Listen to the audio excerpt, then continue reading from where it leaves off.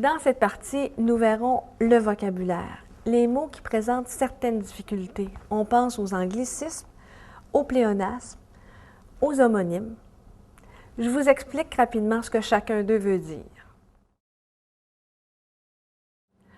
Est-ce que ça vous est déjà arrivé de dire « retourner un appel » ?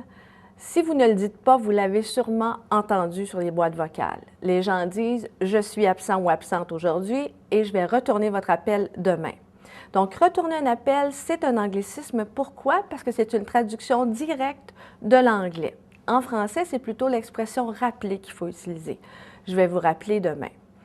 On a d'autres anglicismes, ceux-là que vous connaissez davantage, des mots comme « wiper ».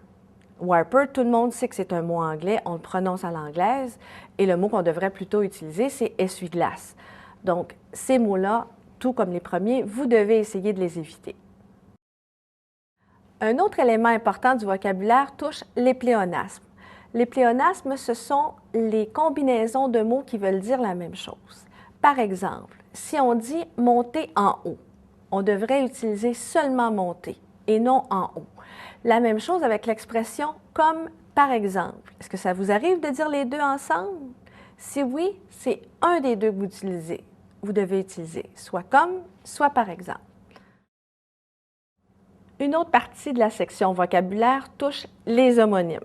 Vous savez, les homonymes, vous en avez déjà entendu parler. Ce sont les mots qui se prononcent de la même façon, mais qui s'écrivent différemment. On prend par exemple le mot « davantage ».